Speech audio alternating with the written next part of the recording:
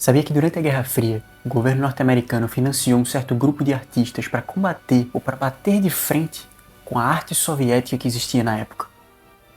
E o que é que o filme da Barbie tem a ver com a Guerra Fria? É sobre isso que a gente vai pensar hoje. Vem comigo.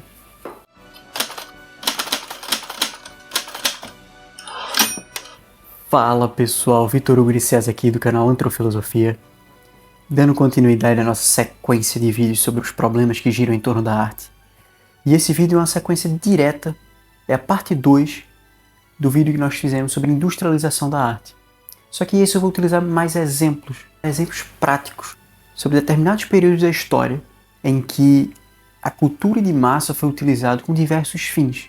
E uma das histórias que eu mais me lembro quando eu vou falar sobre esse assunto é durante o período da Guerra Fria, principalmente no início, ali pós-Segunda Guerra, entre 47, 50, 52.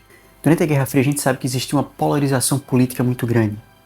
E isso fez com que o governo norte-americano, principalmente o governo norte-americano contra o governo da União Soviética, brigassem sobre diversos assuntos, em diversas frentes. Financeira, artística, política, tudo que de alguma forma se interligasse com a política em si, existia um conflito para saber quem seria a maior potência. Então a gente conhece muito bem aquelas histórias de espionagem da época e assim por diante. E recentemente eu me deparei com um livro que me chamou muita atenção. Eu li um texto, na verdade, eu vou deixar aqui na descrição tanto o texto como o livro. O livro se chama Quem Pagou a Conta?, que narra uma parte dos bastidores da Guerra Fria. Tem depoimentos de ex-diretores da CIA, ou ex-agentes da CIA, contando como tudo aconteceu e o porquê que tudo aconteceu. E o que é que isso se interliga mais com o que a gente está falando aqui? Durante a Guerra Fria, nesse período, era muito comum na União Soviética, principalmente a partir da década de 50, se não me falha a memória, de 1950 em específico, na pintura, o chamado realismo soviético, ou realismo socialista, acho que era isso o nome. E que eram pinturas que remetiam sempre àquela noção de o povo sendo representado, o povo representado feliz, Stalin no meio do povo, e toda aquela coisa, aquele glamour político envolvia também as pessoas. Ou seja, não eram só certas pessoas que eram representadas, certas pessoas da elite, digamos assim, que eram representadas, mas o povo que era representado como pintura. Isso fazia parte da propaganda política e ideológica da União Soviética. E isso foi ganhando muita força, mundialmente falando. E nos Estados Unidos existia um pequeno grupo de artistas que algumas dessas pessoas, alguns desses artistas eram filiados ao Partido Comunista, eram comunistas de carteirinha, por assim dizer, e que faziam uma espécie de pintura que era completamente diferente. Essas pinturas foram chamadas de expressionismo abstrato. Tenho certeza que você já ouviu falar ou já conhece algum desses artistas. E esse movimento que estava surgindo nos Estados Unidos era taxado socialmente, tá? Isso não são palavras minhas, realmente eram taxados socialmente até por congressistas norte-americanos como a arte de comunista. Aquele velho discurso que a gente já conhece, a gente sempre ouve. E como é óbvio, o governo americano foi investigar isso e percebeu que, na verdade, não tinha nada de uma arte política. Era simplesmente o pessoal pintando como queriam, jogando tinta numa tela, enfim. E a CIA enxergou nisso como uma forma deles lançarem um novo produto norte-americano. Sendo muito sincero, isso foi uma sacada genial. Vocês vão entender o porquê. Durante o final da década de 40, o governo norte-americano proibiu dessas obras, dessas pinturas, serem expostas num determinado evento. Eu não vou lembrar o nome agora. Mas no texto que eu estou deixando aqui na descrição, ele fala. E então a CIA, sabendo que existia essa proibição por parte de um departamento do governo, eles decidiram financiar essas obras utilizando meios que pudessem esconder que era o próprio governo que estava financiando essas obras. Então, nesse meio aí entra aquela família que todo mundo já ouviu falar, Rockefeller. Rockefellers meteram a mão, financiaram muita coisa, muitos bancos financiaram muitas coisas para poder lançar essa pintura, esse tipo de pintura que era tão estranha para a época. E por que a CIA fez isso? Porque ela enxergou que era uma forma de eles lançarem um produto que fosse unicamente americano, porque ninguém mais fazia isso no mundo, e para além disso, era um produto que, na visão deles, e de acordo com até as próprias palavras de alguns membros da CIA e do governo, aquilo era uma pintura muito fácil de se fazer. Ou seja, as pessoas que estavam sofrendo, temos que lembrar que a Guerra Fria foi no pós-Segunda Guerra Mundial, os Estados Unidos estava arrasado, as pessoas estavam arrasadas, existia muito sofrimento, e o sofrimento sendo constantemente representado, e existe uma oportunidade de você fazer com que as pessoas sintam que elas não precisam estudar muito, elas não precisam buscar muito para se sentirem artistas.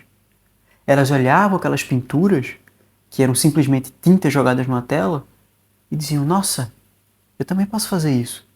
E eles encontraram um meio de, primeiro, lucrar consideravelmente com isso, porque a arte que hoje nós chamamos de arte contemporânea, especificamente na pintura, esse expressionismo abstrato, foi talvez o principal meio que trouxe dinheiro para o governo norte-americano durante a Guerra Fria, para combater a União Soviética. Sim, o governo teve a sacada de utilizar o que a sociedade chamava de uma arte de comunista para combater o próprio comunismo.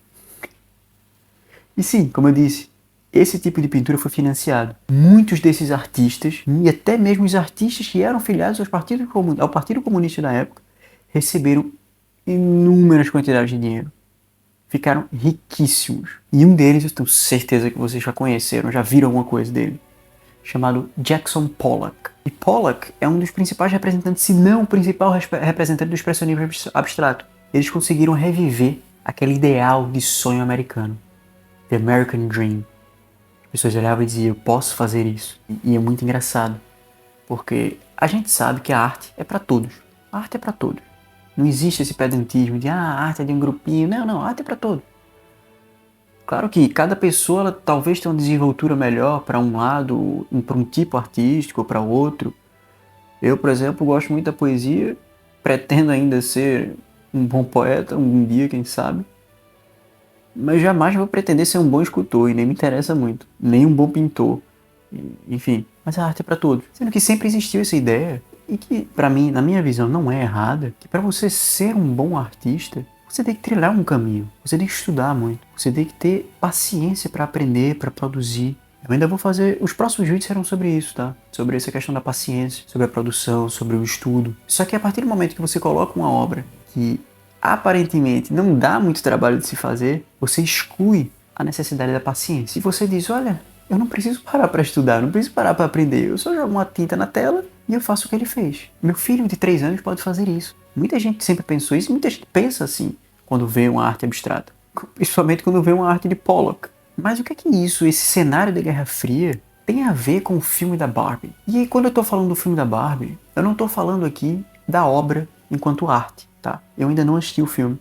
Pretendo assistir, quero assistir, mas ainda não vi. Mas sim se remete a todo o mercado que girou em torno do lançamento da obra. A quantidade de pessoas que se vestiram de rosa para ir para a sala de cinema.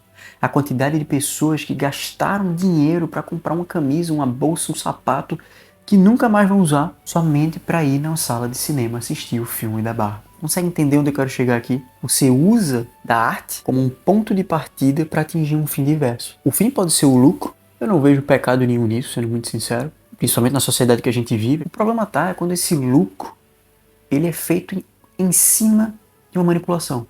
E uma manipulação que existe de várias formas. O meu professor de poesia se chama Brian Belancheri. E ele tem um Substack, que eu vou deixar o link aqui. Ele fez um texto maravilhoso sobre o filme da Barbie. E tem uma parte mais pro final do texto que ele comenta o quão esse filme, em parte, ele serve como uma propaganda política, como uma propaganda publicitária. É a própria empresa construindo, moldando a mentalidade das pessoas, principalmente da nova geração, a não enxergar a Barbie como a Barbie era enxergada antes, mas enxergar de um novo jeito. E com isso, construir desde a base um novo público. Isso é muito maquiavélico. Há quem diga que não tem problema nenhum isso é uma forma de utilizar o marketing, etc, etc. Eu não sei dizer. Eu não acredito muito nisso. Qualquer forma de manipulação que faz com que as pessoas façam algo sem perceber que elas estão fazendo, por que elas estão fazendo, uma manipulação que parte como pressuposto a utilização da emoção das pessoas, ela é problemática. no mínimo. E aí surge um fator que me incomoda muito. Essas políticas que vêm sendo feitas, nessas publicidades que vêm sendo feitas dentro da arte. É a utilização de questões importantes. Questões importantes para a humanidade, para a sociedade, como uma forma de moeda de troca. Cara, isso me incomoda muito. Por isso que eu não gosto, as pessoas usam a arte visando somente um fim que não é artístico. Eu já falei aqui que a arte pode ser utilizada para diversos fins, mas não deve ser esquecido do seu fim primordial. A crítica social, a filosofia, a história, elas são fins secundários à arte. E eles existem para fortalecer, para dar uma maior base para a beleza poética da própria obra. E a gente vê, desde a Guerra Fria nós somos manipulados por isso. Até hoje, eu conheço pessoas que defendem o expressionismo abstrato, dizendo que ela é uma arte do povo, dizendo que foi uma arte que surgiu para quebrar padrões, uma arte financiada pelo governo norte-americano para satisfazer o próprio sistema lucrativo deles. É um tipo de arte onde existem das 10 pinturas mais vendidas, das 10 pinturas mais caras vendidas em toda a história, 3 fazem parte desse gênero. 3. E aí você vai abrir a boca e me dizer que isso é uma arte do povo? Essa é uma arte que somente visa quebrar padrões? Eu só vejo um padrão sendo repetido. Por favor, me convença do contrário, porque eu não consigo enxergar isso. E só para ficar claro, quando eu critico esses argumentos, eu não quero criticar a existência desse estilo artístico. Cada um se expressa da forma que quiser. Eu jamais vou ficar me importando porque se uma pessoa pinta de um jeito ou de outro, ou determinado estilo é bom ou ruim, eu não tô nem aí. Eu não tô aqui para gravar vídeos falando sobre isso, mas sim justamente do que está por trás. Então você consegue perceber, essa manipulação não existe só desde a Guerra Fria.